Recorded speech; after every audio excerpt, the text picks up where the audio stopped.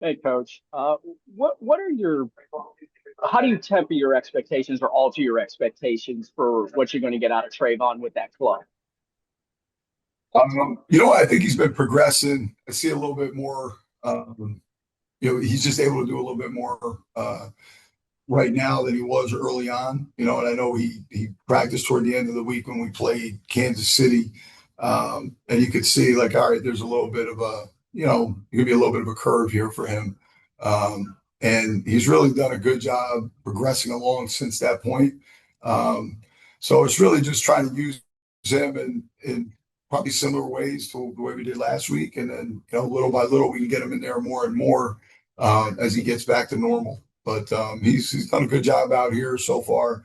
A little bit more, I think, just comfortable over the course of the last few days.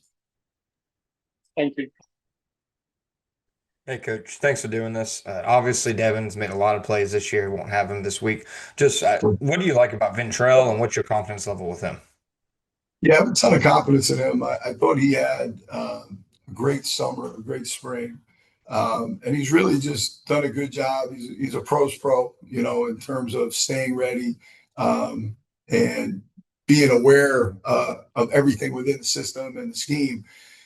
He's a physical dude, man. I know you guys have seen him play over the years. He's just really a tough off the ball football player for us. So I'm excited for him. I'm excited for his opportunity, to get out there and play a bunch. And he's done a good job up to this point. He's done a good job out here this week.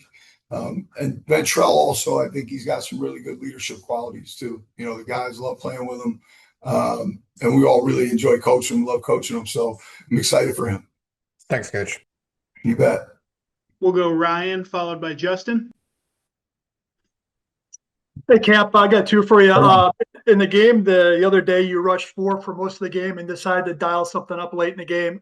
When you go against a veteran quarterback, what is that mental gymnastics like for you as a play caller, whether to really send extra guys or play full, rush four and play coverage? Yeah, there's a fair amount that goes into that. We probably pressure that may not even have shown up a little bit more on some of those early downs, whether we were firing other guys in there. But I think there is always a little bit of a chess game with that, with the guys who really do a great job evaluating pre-snap, and do some good pre-snap indication stuff, which I think the Rams do a great job of as well. But yeah, there's always a cat and mouse with that for sure. Hopefully, I'm answering your question. No, you are. No, yeah, sorry, but yeah, definitely. I thought the guys did a good job with that as the game progressed on. With getting pressure as we were sending more pressure to help the pass rush and stop some of the runs in there. Second one for you, Myterk Brown has made some plays on the ball against Seattle. What have you thought of his play since he got back from injury?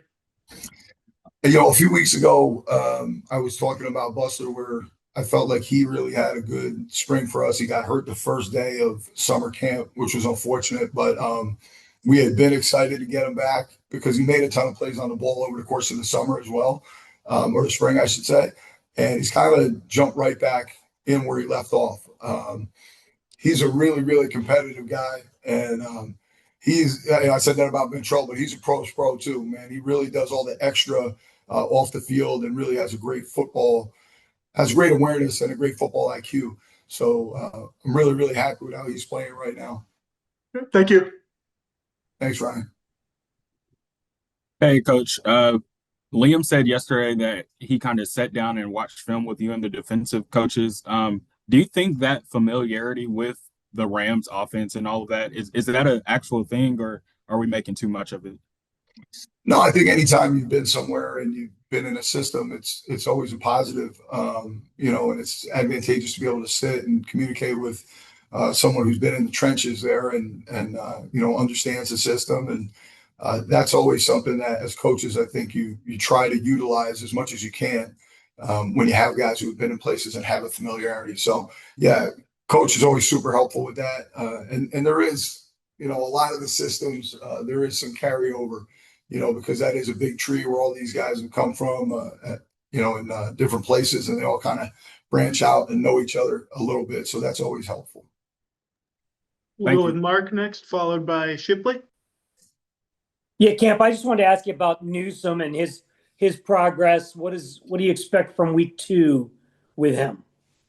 Yeah, I think anytime you just get to spend more time, there's more of a familiarity for Greg, and he's a really bright guy, and he's working hard at it. So for him, really, we love to see his progression, and obviously get some more snaps in there because I think he has a much better feel of it. Obviously, more than he would have after 2 days, but he's done a great job with that, man. Like he's been in there with Ron Milas, Julie Scary, Coach Perkins. He's been grinding, and really with the other players, the players have done a great job. And he's been really, really professional and doing a ton of work. So I'm excited about getting him some more ops too. Coach, Liam said yesterday that, he's been telling the defense, don't trust Stafford's eyes. How do you kind of coach that up, the way he kind of manipulates defenses, the no-look passes? How do you kind of prepare the defense for that? Yeah, I think it's hard to simulate that, but you really have to have some stuff queued up so they can really get a feel and an understanding for how good he actually is at that. Whether that's TV copies so they can literally see him doing that, or just other instances or other angles of him doing it.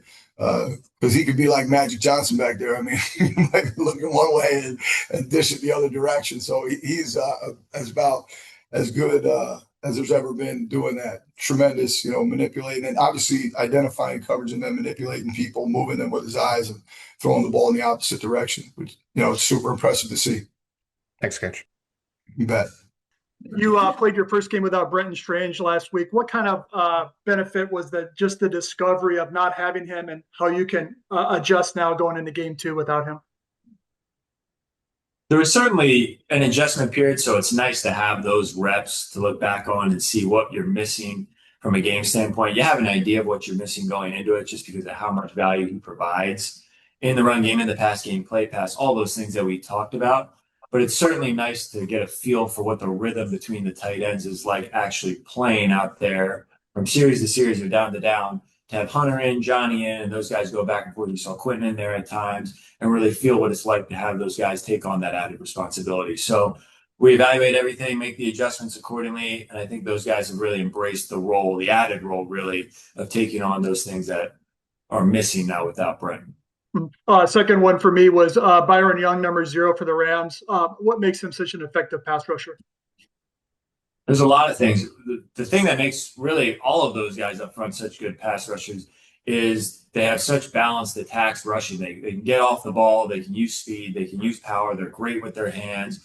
So they really have a really wide toolbox and a variety of moves that can attack guys up front. Then you add in the twist games that they have off of that, whether they're rushing one-on-one themselves or working with each other. They're well coordinated in their rushes. So it makes it difficult to manage in a one-on-one matchup, but then you add in the layer of there's picks, there's twists, they're lined up in different spots. That makes it difficult from a team perspective of trying to attack them in protection. Right. Thanks, Brad. We'll go D-Rock, followed by Shipley. Hey, Liam talking the other day about getting Travis some more plays where he's more of the primary option. Is that a matter of like adding more stuff to his plate, or is it more just he's been in those plays before, that's been part of the game plan, it just hasn't worked out? It's a little bit of a balance. There are certainly plays in the game plan that the ball might not go to him where he was the primary. There are also certain plays in the game plan that you have designed for him that you don't get to or aren't able to call because the right situation didn't arise or the right coverage didn't dictate getting into that look. So I think it's us really trying to narrow down and find what are the things that he can do well, put them in the game plan, and then try to find a way to ensure that those opportunities arise throughout the course of the game. We never want to force somebody the ball, but he's certainly a guy who can make things happen when he has the ball in his hand. So we try to be deliberate every single week about making sure guys are in the best possible position for success, whether it's a skill guy or an offensive lineman, and he's no different. So we will continue to work from now, really probably through the end of the season, hopefully beyond, to try to make sure that we have opportunities for him to touch the ball and that we can dictate to defenses those opportunities to make sure he's getting the touches where we see fit. How has the offensive line responded this week, or is that not something you're going to know until game day? There's certainly opportunity to respond within the week when you just come in and evaluate the film, and the accountability that guys take watching the film, looking at their mistakes, looking at the areas that they can improve, which has been great to be able to get back to work with those guys and see their attitude and effort. There's a nice balance between that as well, where you're trying to make those corrections and fix those mistakes and also move on, because you got to start to prepare for a difficult opponent, upcoming with the Rams. So we try to address that as much as we can, only really to learn from that and grow from that rather than to dwell on the past. And the guys have done a great job of trying to take those adjustments, learn from those mistakes, learn from the things that came up in that game, and then improve from it moving forward. Thank you. Thanks. Hey, Grant, thanks for doing this. Obviously, Chris Shula's been in Los Angeles for a long time, coordinator the last few seasons. What are kind of the trademarks of his defense and the different things that they might throw at you? You see the roots of the defense going back for the different coordinators that he was with in his time there in LA. But really, over the course of these 2 years with him calling it, you've seen that defense evolve, and it's continued to evolve. Part of that's probably due to the personnel changes. They've had older guys that he was with in previous years when he wasn't the coordinator, and then they've gotten younger guys and new guys come through there. And they've done a phenomenal job of really adapting and modifying that scheme and that defensive structure to do what those guys do well. And I think that's part of the reason why they are such a good defense, is he's continued to evolve, continue to find new ways to attack offenses, whether it's just in a coverage or front standpoint, or whether it's a pressure standpoint that you see different things on third downs. They've evolved even from the beginning of last year to the end of last year, from the beginning of this year to this week. And I have no doubt they'll have some new wrinkles and adjustments for us, and probably will all the way throughout the entire season. So there's been some similarities kind of in that structure from where you see how guys are lining up, where you say it's a base 3-4 defense, but there's so many differences when you look at the accumulation of all the changes that he's made and they've made as a staff over these past 2 seasons. Thanks, Grant. Thanks, Sean.